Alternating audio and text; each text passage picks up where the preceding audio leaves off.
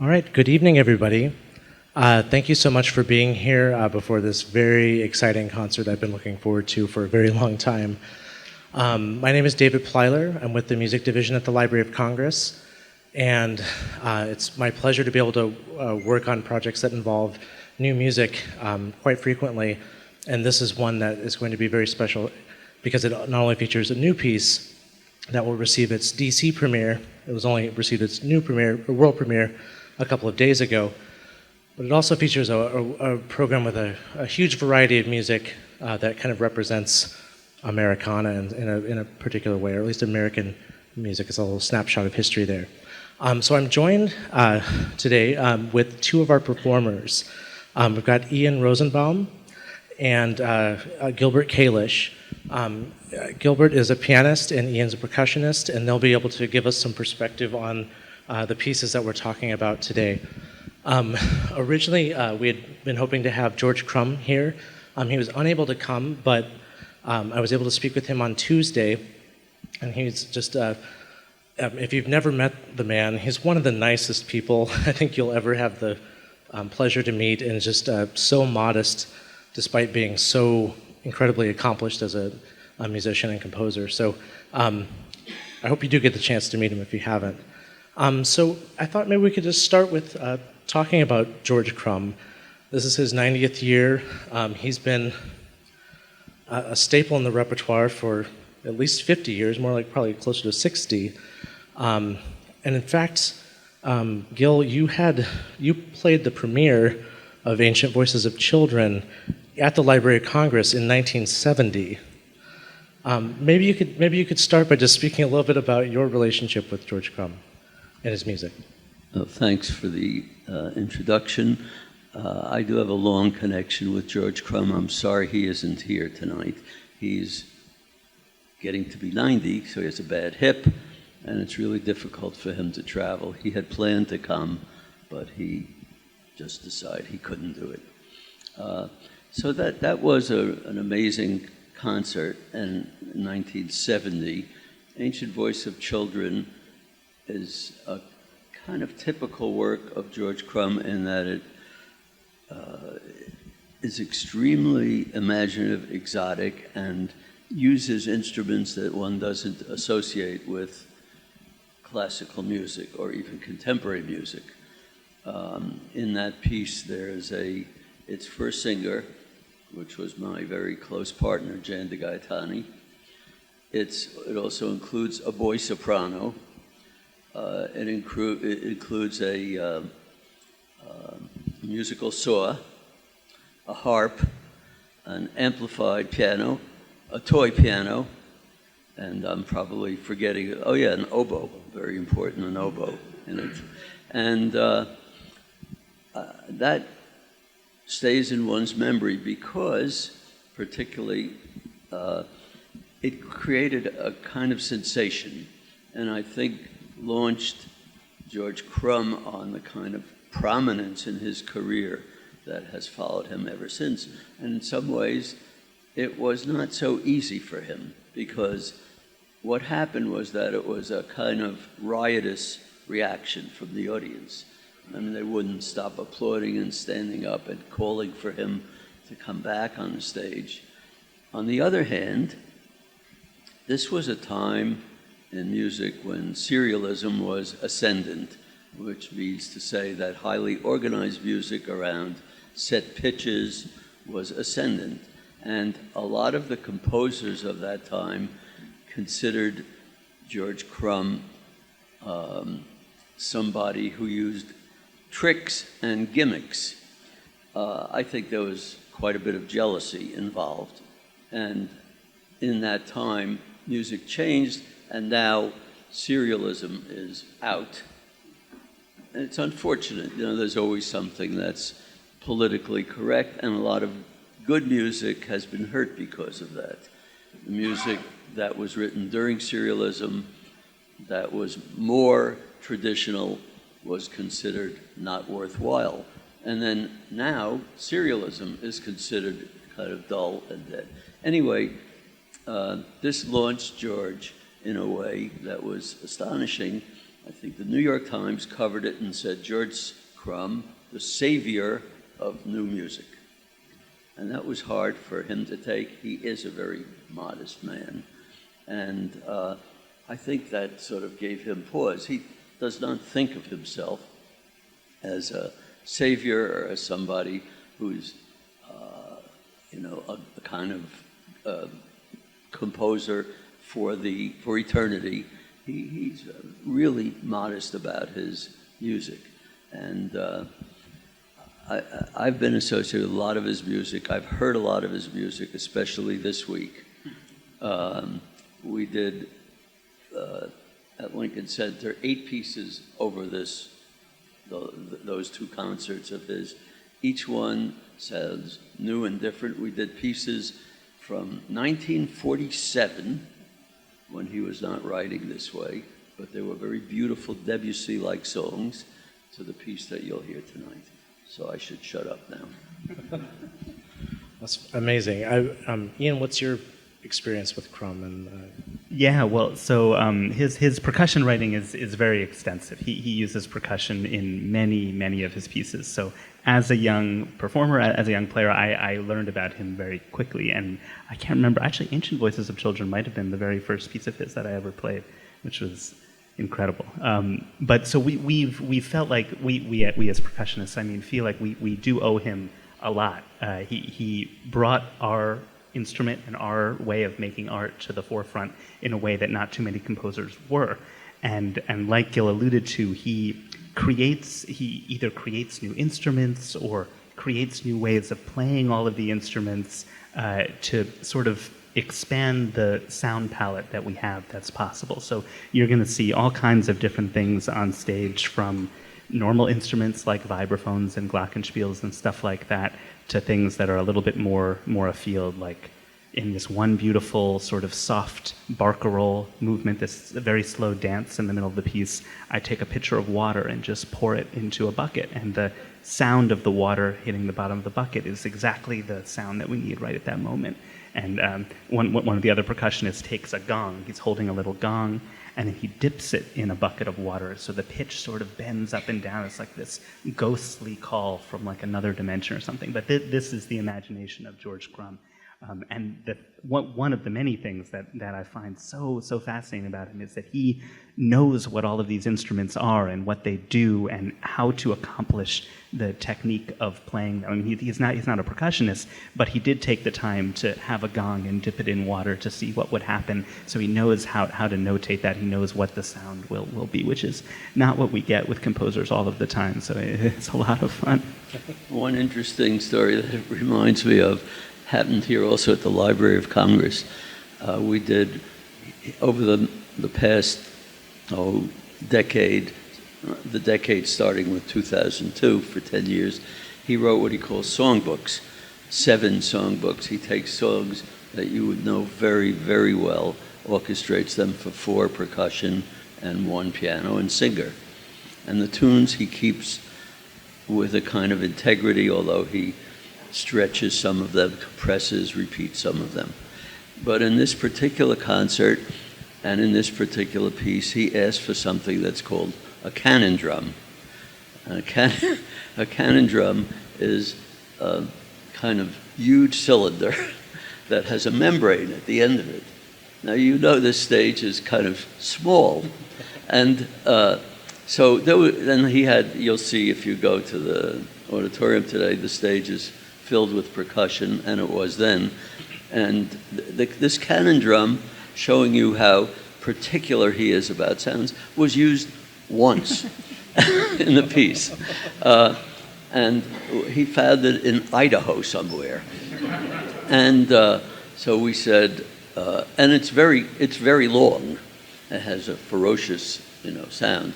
So we said, George, we're sorry, we don't think you can use that here because it's going to be in somebody's lap, and the library might get sued. So he was very disappointed. That one sound on the Canon drum was very specific. It meant a lot to him, and that's the way he writes. He hears everything that he writes, and every sound and every silence is important to him.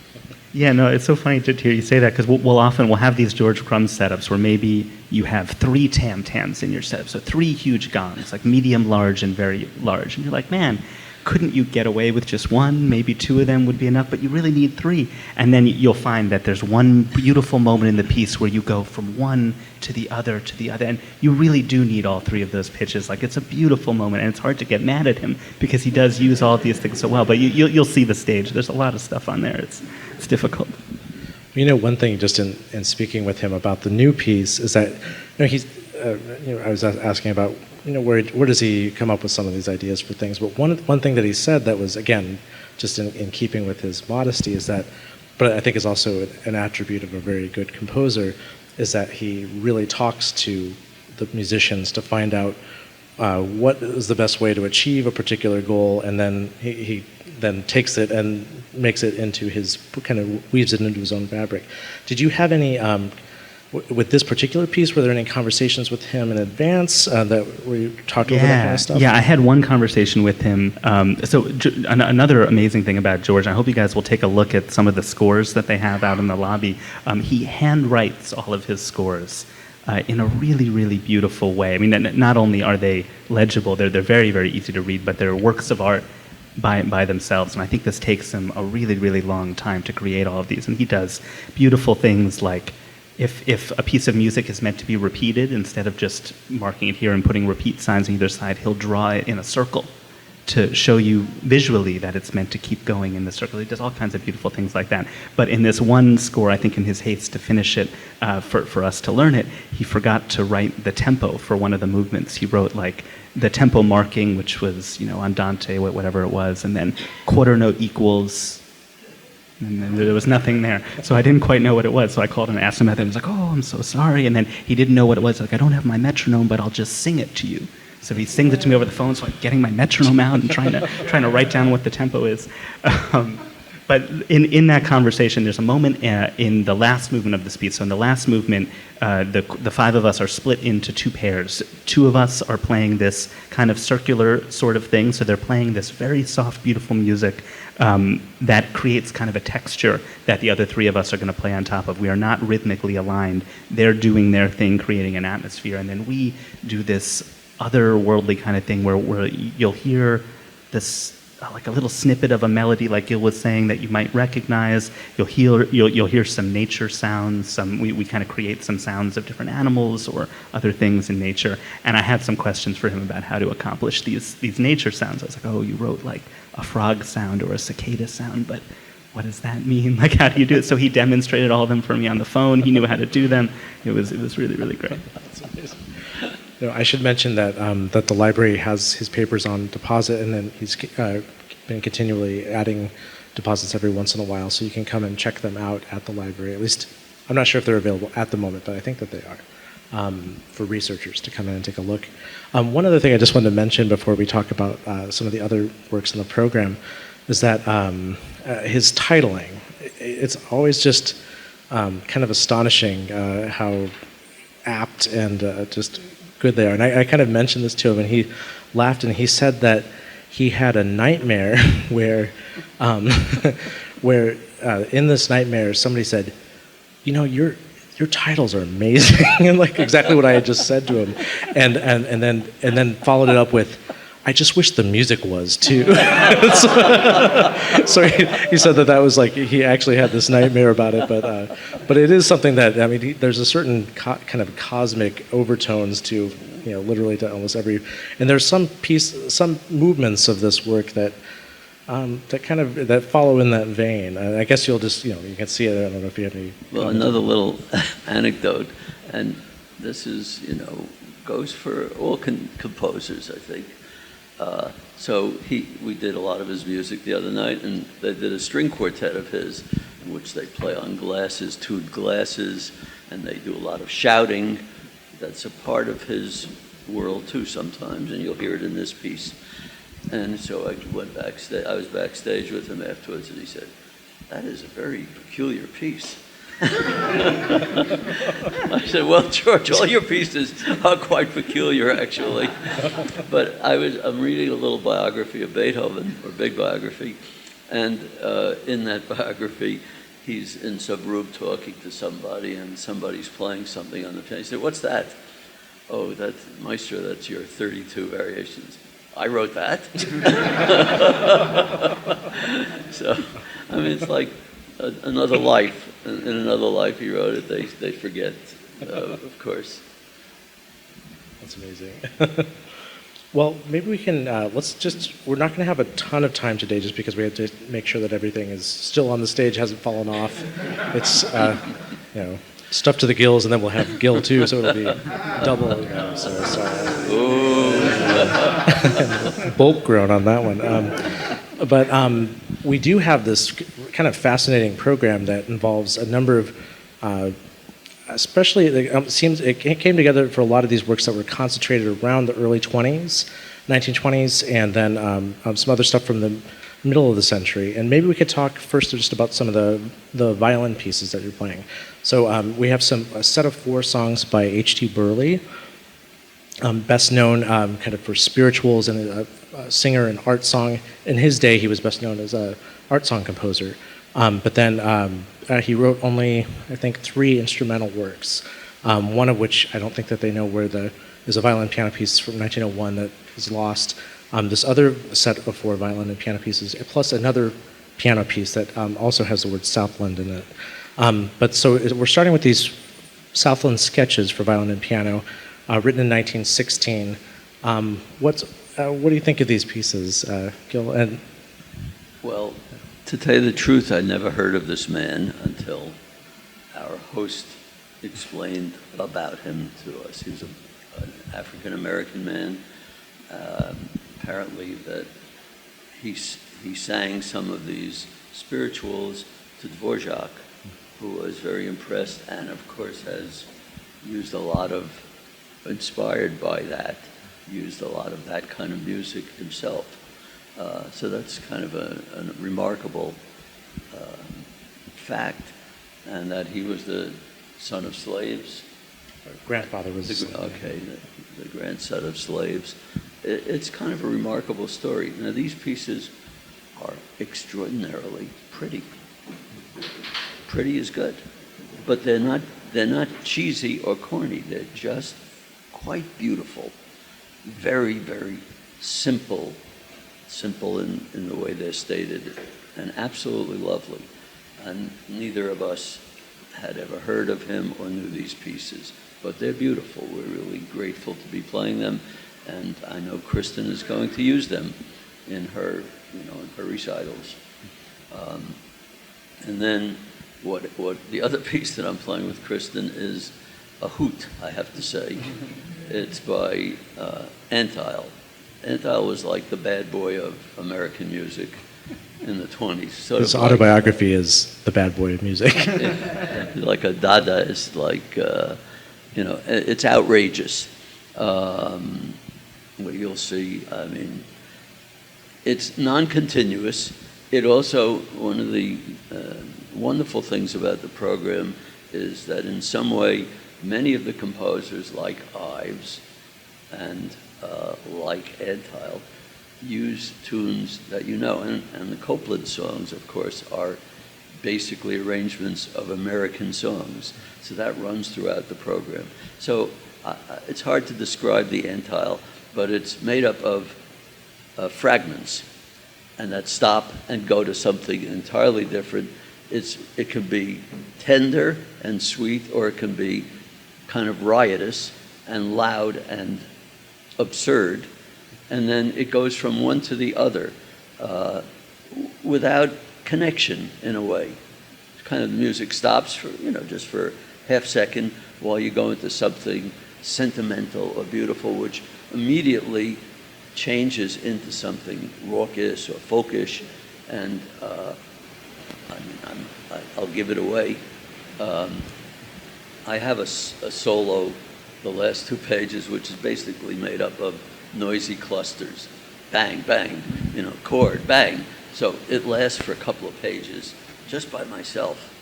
And then that leads into a passage at the end where the violin is playing very sweetly, and the pianist is asked to play 2 drums.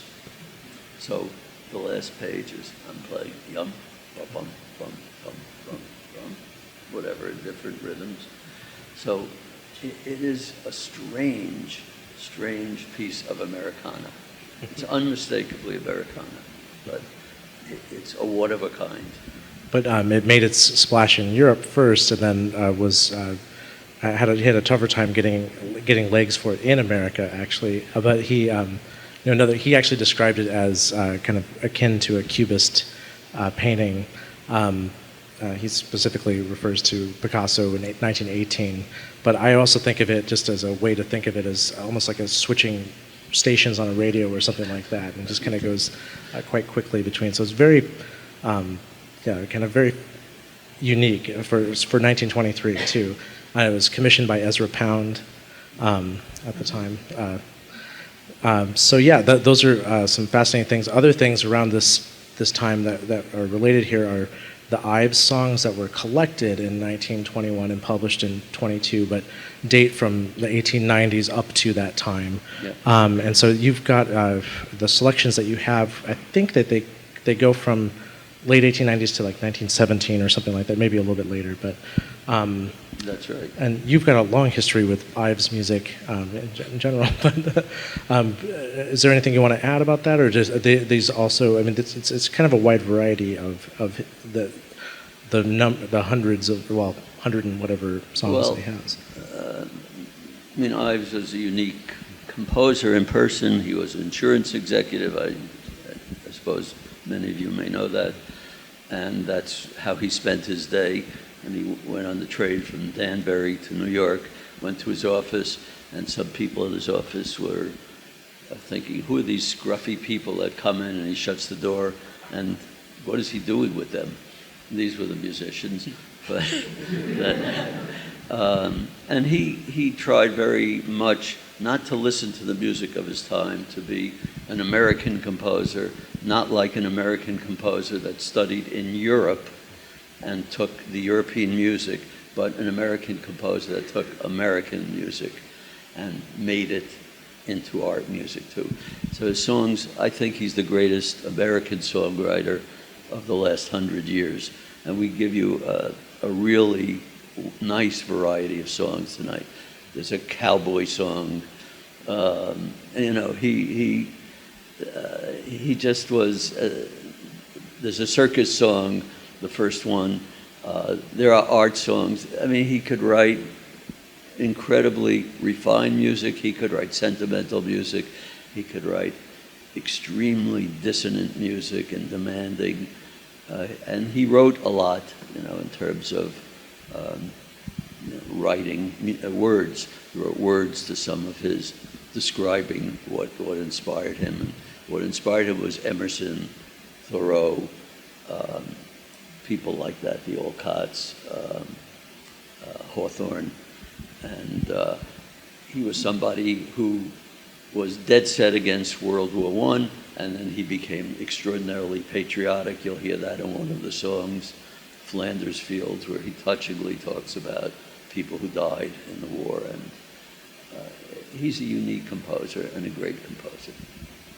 One of the interesting things I think also that comes through in these songs is this mix of the past and the future seem to just collide often. And like within 2 minutes, you'll hear this a sense of nostalgia for some past style or something like. And it's not in the same way as the Antile, but in a way, there's this mix that's kind of common to them, and that at least in those pieces. But with Ives, there's also just this huge amount of music that's referencing this over his body of work.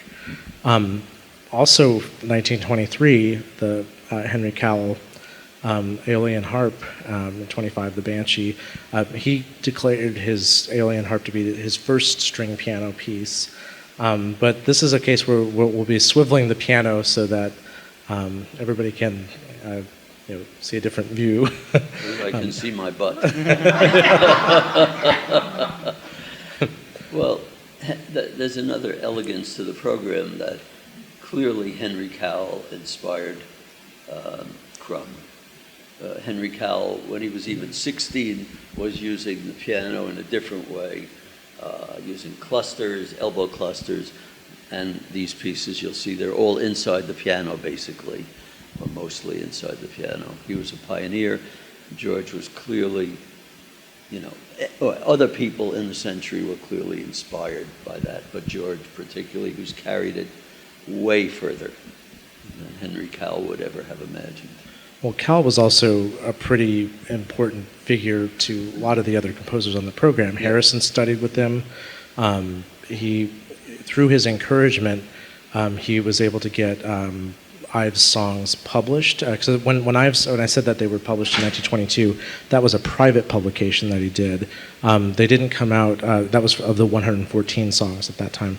The other ones, both Copeland, I think, did a set of 7 songs in the early 30s, and then Cowell also got a serialized publication of songs to come out as well. So they were kind of all supporting each other in different ways. Cowell and Copeland didn't have as good of a relationship as any others, but they certainly were influential with each other, and that was kind of a neat thing about this group of people as well.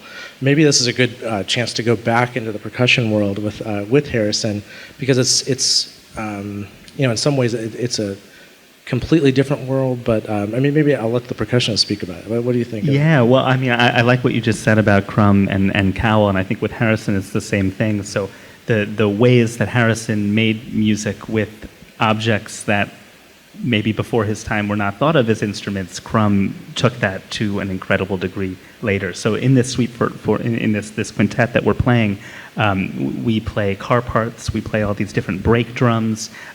Dan, pretty much the only instrument he plays is a big wash tub, so just this big metal wash tub that he hits with sticks, but hits in many different places and in many different ways, so he has like a whole little scale of notes that he can get out of this wash tub. He can create a lot of interesting sounds from it.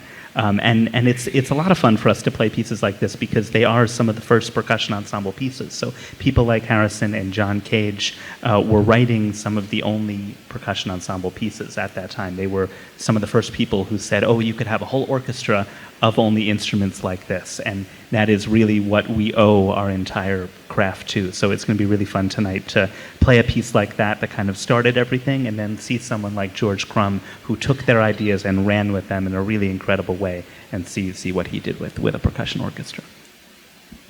Do you, just when you're, kind of a random question, but performing with percussion ensembles, do you tend to focus yourself on new music, or do you tend to do kind of historically informed programs that feature some of these older works still? What's your... Yeah, I will say that I tend more towards the newer spectrum of things, only because as a percussionist, one of our primary goals, one of the things that we spend so much time doing is asking composers to write new pieces, because we don't have a repertoire like some other instruments that is so big. And so one of the most important things that I feel I can do is encourage composers to write new music. That being said, I think it is so important to play some of these first pieces, like the Bartók Sonata, for instance, one of the first original chamber music pieces with percussion, just to show where this all started. And it's also really interesting to see how the performance practice and even just the technique of playing percussion has changed from when Lou Harrison and John Cage were playing their own music with their friends to how people in conservatories are playing it now. And it's just really amazing to see how much more serious this instrument is becoming, how many more people are playing it, how many more composers are writing for it. It's really an exciting time for percussion. Well, if you realize it's been an amazing revolution in percussion, that before basically the Bartók, percussionists studied orchestral playing, only orchestral playing. That's all that existed for them. There was nothing else. And now it's like the world has opened up to percussionists, and it started with Bartók or Varese or somebody like Harrison. And it's a great revolution. Every university has a percussion ensemble. It's a major source of inspiration to composers now, and it's enriching the repertoire enormously. You have all these wonderful, bright, young players who are real musicians, play beautiful ensemble and balance, and listen really as true musicians. It's just magnificent to work with them. one other thing just to mention about percussion, and maybe you could say this too, is that I don't know that non-musicians or non-percussionists understand quite how much extra work you have to do in order just to get the right instruments, get instruments that sound. It's bad enough if you're a pianist because you go into a hall and you've never played on the piano before, but at least you kind of know there are going to be some keys there and it'll be what you expect. But with every cymbal is different. So you're going to a new place, you have to rent a zillion instruments and you don't know what you're going to get and you have to adapt on the fly. Yeah. And I mostly want to do a shout out to like what you have to do. But and is that something that is you're just taught to be flexible, or like how do you manage that psychologically? I mean, you have to love that part of the job. Like it's not you could never just show up. I mean, we came yesterday. The rest of the performers came today because they had to do a dress rehearsal and get a sense of the hall and all this sort of thing. But we had to come yesterday to unpack a huge truck's worth of percussion equipment and put it on the stage and find all the things that they didn't bring us, that they forgot to bring us, or the chime note that was cracked or something that no one knew. They had to bring a new one. All of that sort of stuff. You really have to love that part of it to do this. But and after the concert, we go out to dinner. And they have to clean up. That's right. Luckily, we rented most of the equipment here, so we will also be going out to dinner after this. But that's Some rare. of us have to stay. It's rare. No, but it's true. I think we love creating sound. So yes, every cymbal makes a different sound, but so we love the part where in rehearsal we work with our new cymbal and figure out how to hit it to make the sound that we want tonight. In George Crumb's music in particular, it's difficult because he asks for such specific atmospheres to happen in each moment of the piece, and if you don't have the right instruments, it's not possible for those to happen. So I can tell you that the performance tonight is going to sound very different than the world premiere that we gave on Sunday. Not better or worse, but the sound palette is different. All of the tam-tams we have are different than the tam-tams up there. They have a slightly different sound. We did bring a lot of small instruments with us, a lot of the little shakers or tiny little bells and very specific, unique things that we all owned and really love. We brought all of those with us. But, it can be a difficult part of every performance, but I suppose if you want to look on the positive side, it makes it interesting that each performance is going to sound a little bit different.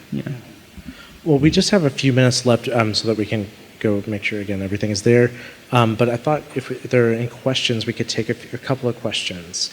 I mean, if you would wait until the microphone gets to you, that way we can just capture the question. There's one right over here. One of you mentioned that Crumb knew how to notate dipping a gong in water.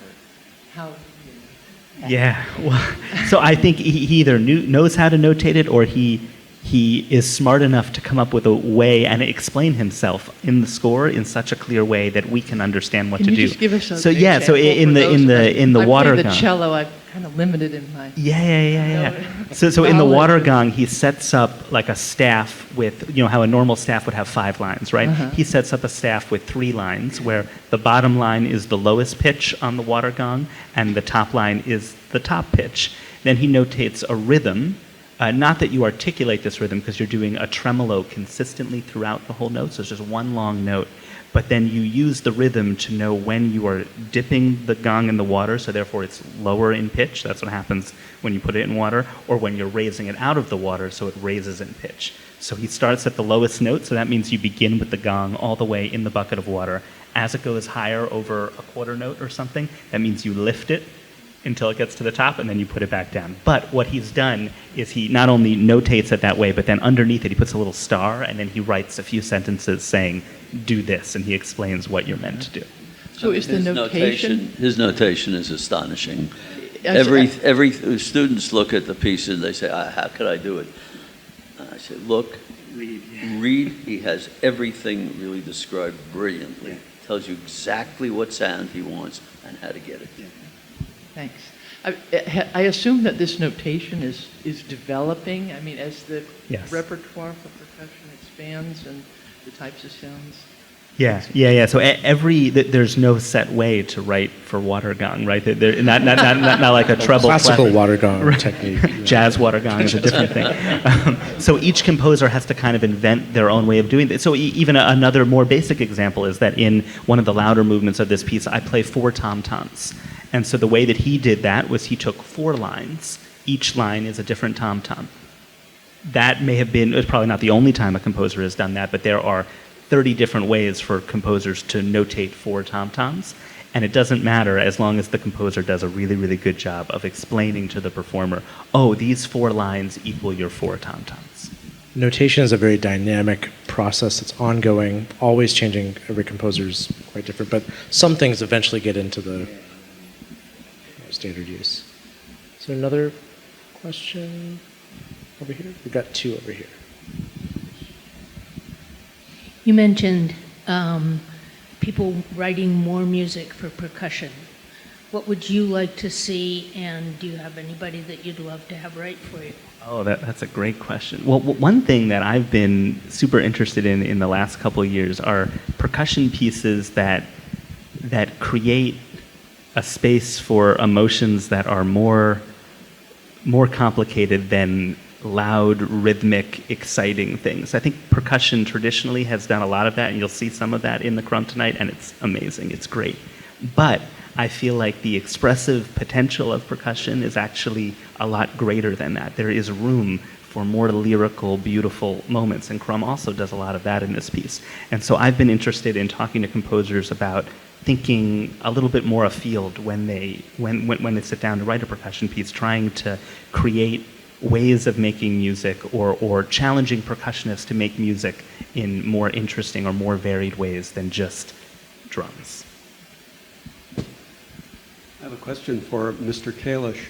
Given your long career in premiering and performing contemporary American music, what would you say would be in the canon of American music, say 50 years from now? What comes to your mind first off of going, yeah, these are the pieces that will definitely be performed over and over again? Actually, Ian and I were just talking about that, and I have heard Crumb for many years and loved his music. This past few weeks, I've heard a lot of his music. We happened to do it's his 90th year, so we did at my school, Stony Brook University, we did a piano project that included about 9 Crumb works. 2 pianos and 1 piano, and then I've heard the 8 works of this week played in some of them, and what thrilled me was that they wore well. One didn't get tired of them, and though he always sounds like George Crumb, unmistakably, each work is so interesting and unique that you would think in advance, and I thought, well, that's a lot of Crumb. Not a lot of crumbs, but a lot of Crumb. And I thought, I wonder how that will wear. And it wore beautifully. He is, I think, and we spoke about it, we both said, this is a composer that will last for, I don't know, however, for the ages one says, but that will stay in the world of music, I think. Other American composers, well, people can agree or disagree about all of these things. It's been, as you said, I've lived a long enough time so that I've seen a lot of music. I've seen, the ascendancy of serial music, and then the kind of rejection of serial music for more back to tonality, and then minimal music, and now there's no particular language there's Philip Glass, there's Steve Reich, of course there was Elliott Carter. I don't really know who will live. Milton Babbitt was like the most prestigious American composer of serial music, carried it very far. I don't think his music will live. I think it's too difficult for people to listen to it. I love the music of Ralph Shapey. I also think that that's, in a way, too contrapuntal, too much going on to hear for people to enjoy the surface of it enough so that it will live. I think music has to speak to people in some way. Not the first time necessarily. I mean, we look at Beethoven quartets. I think complex music is wonderful, and I kind of hate simpleton music. I don't mean simple sounding music, but music that is not dealing in any complexities. But that's hard to deal with. I mean, Bach, of course, and fugues are very complex, but you have to be able to hear them. So I don't know. I think George will live. I don't know about many of these other people that I'm mentioning. They're fine craftsmen. They do what they do very well. Whether the music is going to have a life, I don't know. What about you, Ian? Yeah, no, I agree. I almost, it's not something that I think about all that much. I just hope, I do what I do because I hope that something lives, and I commission more and more pieces and work with more and more different composers in the hopes that some of them will eventually live. Because you can't know what you're going to get when you commission a piece. You commission a piece because you believe in a composer, you believe in what they can add to the repertoire, but you have no idea what you're going to get. Is it going to sound like all the other pieces that they wrote, or is it going to be completely different? Sometimes you're really disappointed by it. Sometimes you get really excited. In the case of this Crumb piece, I think we were really excited. I don't think we knew what to expect, but we got something that was, like Gil said, it's unmistakably him. You know it's Crumb right from the beginning of it, but he does things with these percussion instruments that he's never done before, which is saying a lot for a guy who has written so many percussion pieces in his life, or pieces that have percussion. I'd throw one quick thought on that, just from the library perspective. We think it's very important. I don't speak for the library, but as a library employee, I think it's very important to preserve as much as we can of a huge diversity of composers, because what's played today, there's stuff that's being written today that's not getting played that is absolutely worthy of getting played and performed. And the day will come, I hope, that those things will have their chance. So that's something that we strive to do as well, just to collect so that other people can eventually obtain this music. And that goes back through a lot of past musics that are still lost and can be rediscovered. In regard to that,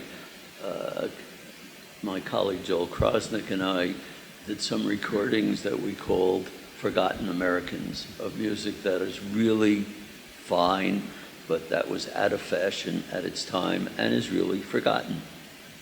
I don't know if it will ever be remembered, but it really is forgotten music by really worthwhile composers.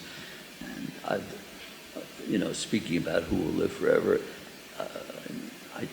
I've done a lot of music that I really like, that I really admire the craft of the composer, that I find expressive and inspiring.